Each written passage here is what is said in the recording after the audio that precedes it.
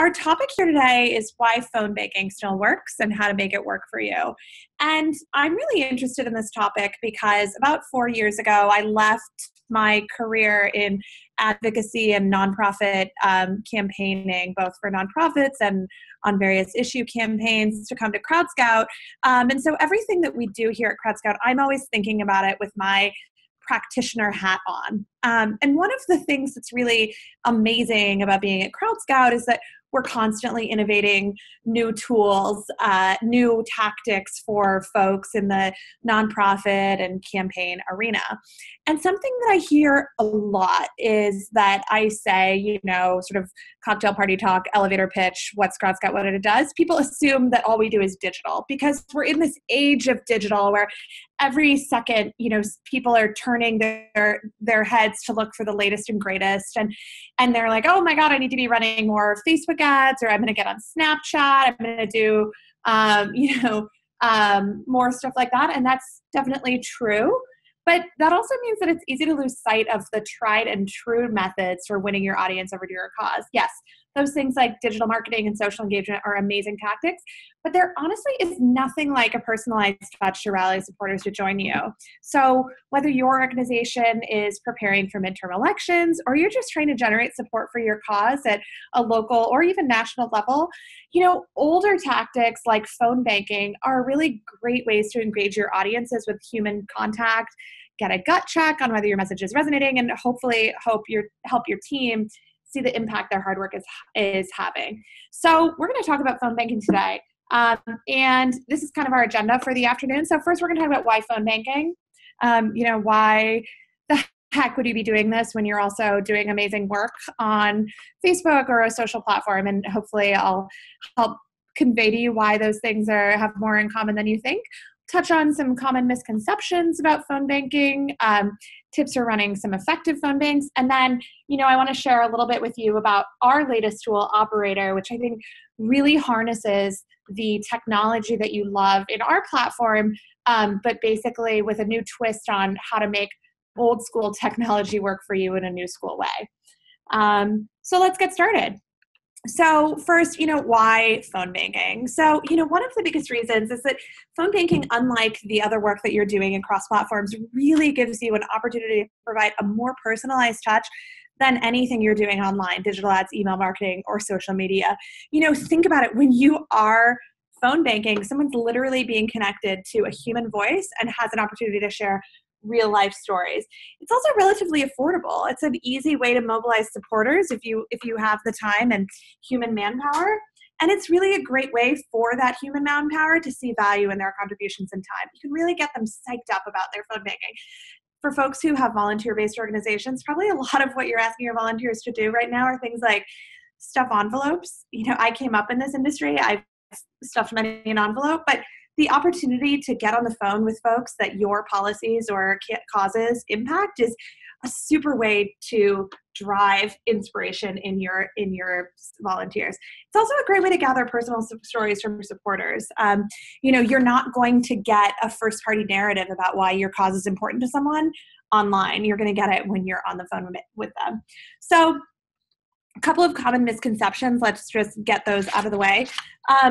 What are some of the reasons that folks don't phone bank? One is that people think it's ineffective. That's actually just not really true. There have been a lot of studies that have come out that have shown that phone banking is one of the most effective forms of outreach to your audiences. Having boots on the ground, whether it's through a canvassing operation or through a phone bank, is a great way to have a one-to-one contact point. Think about the people in your life, the folks that you see or hear from on a day-to-day basis. Those are probably the kinds of people, those relationships are the kinds of relationships that are inspiring you to act in a certain way or take action. And campaigns and causes are no different. So really making sure that you're having that one-to-one contact, phone banking is a great way to do that. People also think that phone banking requires a lot of infrastructure. I had a job, I'm dating myself, but I had a term time job in college where I would go to my college's sort of like donor phone bank to call alumni to ask them to give money. And it required a huge amount of infrastructure. It was a giant call center, basically, with rows and rows of desktop computers and really huge headsets and complicated equipment. And in the olden days, phone banking did require a lot of infrastructure, but now it doesn't. You can have folks dialing through their cell phones. You can have them on tablets. You actually don't even really need to have them in person if you trust them. And then another common misconception about phone banking is that it's sort of rife with problems on the regulatory side. This is also just not true. I think that a lot of the misconceptions about calling cell phones, a lot of people are very worried.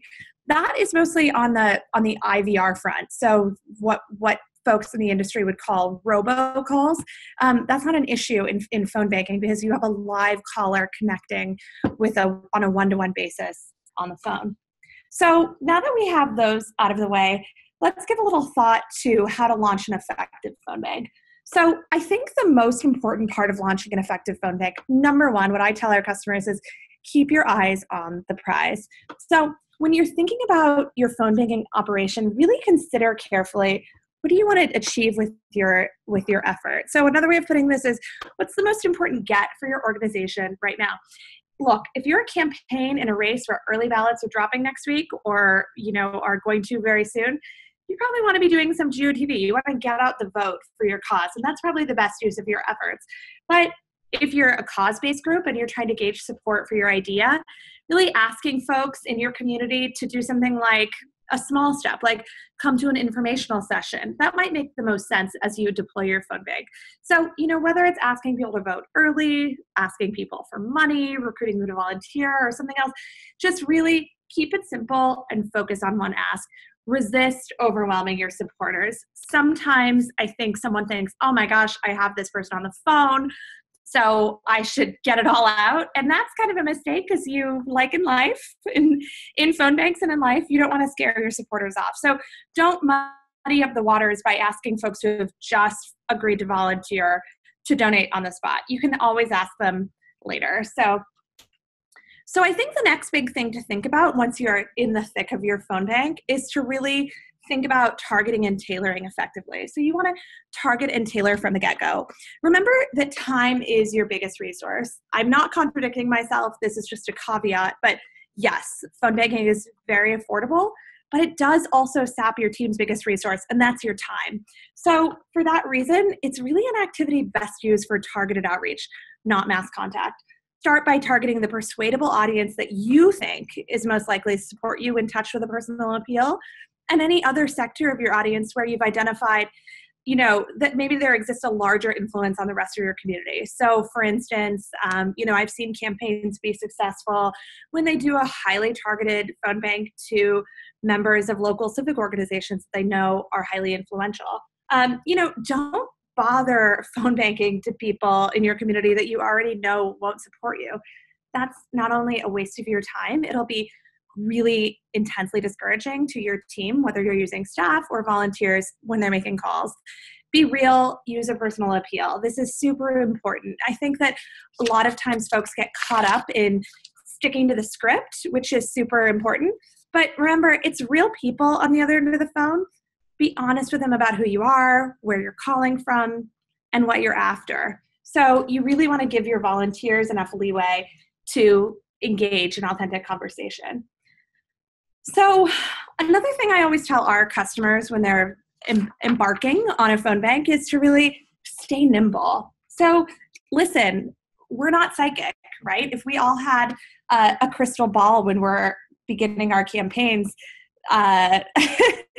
things would look a lot different, but we don't. So don't be afraid to switch up your approach, including changing call time, editing messaging, or shifting your goals when you're embarking on a phone bank. So, that really is one of the best aspects of a phone banking operation. Unlike some other outreach mechanisms where you're locked into something, say a piece of direct mail or some forms of advertisements, you can quickly switch gears in a phone bank if your message isn't resonating. If calls aren't achieving your goals from the get-go, don't be afraid to switch up your approach in a variety of ways. So maybe you are initially asking people you're calling to donate, or you're asking them to volunteer for you and you find that they're unwilling. maybe alter your approach and just ask them if you can send them more information. And, if you're using the right technology, you can really make use of things like form flexibility to inform how that conversation goes. So, if you are doing that, you can do things like instruct your volunteers to ask follow-up questions based on answers to questions asked previously. So if the person you're calling isn't ready to commit to what you're asking them to do, you can explore why. This is an awesome feedback loop. So that's really great. And you can just, and then in turn, change your phone banking strategy based on what you're learning. So I see that for our customers, the ability to be nimble, trust their volunteers, and really shift gears as needed has been super powerful. So, everything I've been talking about, it only works if you have volunteers who are psyched about what they're doing. So in that way, you want to get to know your volunteers. These are people who are doing something for you. They're giving up their time. They're giving up their, time with their family, maybe time at work, time just vegging out to work on furthering your cause. So don't treat phone banking like it's a chore. I said stuffing envelopes is a different story, but you need to communicate to them why this work is so important. And you need to let them know that this is their opportunity to get to know the very people you're working to serve. Trust your volunteers, trust that they're on your team and they are going to be thrilled at this opportunity to connect with your supporters directly. To the same end, you want to arm them with the right equipment. So if they're going to be phone banking with you for a prolonged period, you want to give them nice technology. If they have tablets or phones, you can even, if you're using the right software, you can even give them the ability to call from software or from technology equipment that they're already comfortable with. But, you can also arm them with awesome headsets and things that make them feel comfortable so they're not cradling a phone under their ear for hours and hours. And even if you aren't willing to have them use their own hardware, you can actually acquire really nice technology that is pretty slick, very affordably now. An easy-to-use tablet is as little as $50 or less online. And likewise, you can always choose to let them use their own equipment.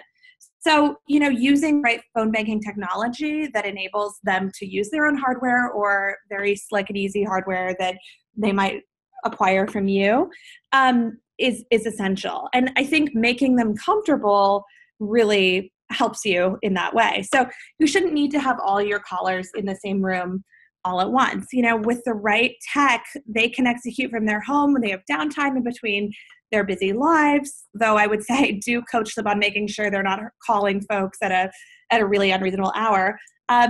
If you do feel like you need to have them calling from your HQ, make them feel like it's a pleasant place to be. Don't lock them up in a dark corner of your office. Remember, there are a lot of ways that your volunteers could be spending their time other than helping you. Give them the respect they deserve and maybe bring them some snacks because that definitely helps. So the next thing I would say is make sure that whatever you're doing, track it back. So phone banking, like anything else, is more valuable if the results of your drive are informing your other efforts. So you should be thinking about the results of your phone banking as being used to inform your next steps. So just as you're informing your phone banking strategy with insights from the results of your other efforts, use the results of the phone bank calls themselves to help plan your next steps. So using an integrated platform like CrowdScout is a really good way to do this. It means that the results of your phone banking efforts are going to sync back to your database automatically. So you can spend more time undertaking more outreach efforts and less time hacking together disparate notes and spreadsheets. So with that, I think I've definitely come at you with a lot, but I'd like to just give you a quick preview of our latest product, which we are calling Operator. Operator, as I said, I come from this world, and Operator is really just yet another tool in our arsenal that comes from a desire to help you integrate everything you're doing. So Operator is that technology that I alluded to. It really empowers you to seamlessly execute your phone banking efforts across channels. So, one thing is that Operator helps you keep everyone on your team on track. So whether or not you're having everyone on your team participate in phone banks or you're just getting everyone on your team bought into the phone banks that you're doing, Operator is going to really give you that ability to say, okay, this is the result of our call drive and we found out something kind of surprising. And so we're going to shift our work over here on the digital front or on the donor outreach front to be more to be more reflective of what we learned from our phone bank, thanks to our awesome volunteers. Operator gives you the ability to create custom call scripts and surveys. So I alluded to this idea earlier that you want to really be able to go with the flow of your supporters' vibe when you're on the phone with them. And one of the ways that you can do that is by using functionality like conditional logic. So we talk about conditional logic as the feature within CrowdScout whereby if you ask a person a question and they answer a certain way, you can prescribe the next question based on that. So I'll give you an example. Maybe you say, are you planning to vote this November? You might have a couple of options. Someone says, yes, absolutely, 100%, I'm going to vote. I vote every cycle, right? Another answer is like, really not sure. So the follow-up question that you ask people based on their answer might be different. The person who says, yes, I'm 100% going to vote, that person's signaling to you that they are turning out. And you want to figure out right then and there why this person is so motivated to vote, and are they going to vote for your guy or for your initiative or whatever, versus someone who's like a little bit maybe apathetic about voting, and you want to find out what can I do to make this person an engaged voter while also making them a supporter of mine. So those follow-up questions are very different, and you want to not lock your phone banking volunteers into a scenario in which they're asking really sort of odd, not fit questions based on those previous answers. So being able to create those custom call scripts and surveys, I think, is super, super important to give them the flexibility. And that'll, from your supporters' perspective, make them see much more real when they're hearing from you on the phone. And then, of course, I mean, this is our bread and butter. I could talk about this all day, but being able to track and analyze results in real time is so crucial. In issue campaigns, we can't play the long game. You have things happening. You have folks coming to the ballot box. You have legislation going through at the state or local level or federal. There just isn't a lot of time. You don't have time to build brand loyalty the way a Fortune 100 company like Coca-Cola does. Like, if you don't drink Diet Coke this year, maybe we'll get you next year. It's do or die in issue campaigns. We really know that. And so the ability to use your phone banking opportunities as another tool in your arsenal to be able to track and analyze results in real time, I think is super important. So now I think this is a great chance to pause and take some questions. You'll see here on the lower left-hand side of the screen, you'll see operate@crowdscout.com, just sort of as a housekeeping item. I know some folks have some questions that I'm going to get to them in just a moment, but if you want to ask us anything about Operator, you can also email us there, operator@crowdscout.com, and get answers to your questions there. We're really excited to share this with you. So now a member of our team has just shared some questions that are coming from folks on the line. I'll start with the first one. The first one is, how do you keep volunteers who might be calling from different locations on track? So this is a good one, and I think it actually relates to another issue that people come up against in phone banking when they're in multiple states or areas, which is being able to direct calls from a specific area code, which is a thing that we made sure to build into Operator so that folks can see, that they're getting a call from an area code that is familiar. There's nothing like getting a call from someone from a different area code or a completely different part of the country to turn off a would-be supporter. So being able to both, if you have folks calling from different locations, both assign them area codes with an Operator to show that they're calling from what feels like a local authentic number to your supporters, but also, using those custom scripts and sort of form flexibility to keep all of your volunteers on track if they also are physically not in the same location, I think has been super, super critical. So another question that we got was whether I could give a little more information about what I mean when I say use insights from phone banking to inform your other efforts, and whether I have any examples. So that's a great question. I think that, it really depends a lot on what your organization is looking to achieve.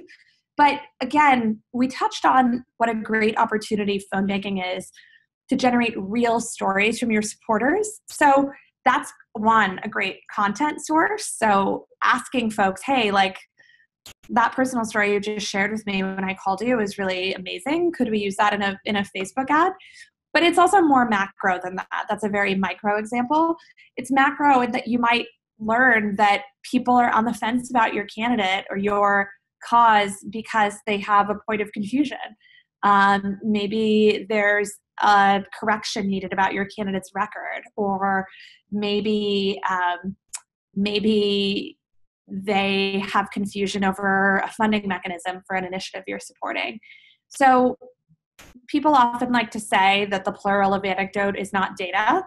And it is true that one anecdote should not cause you to totally change your entire approach.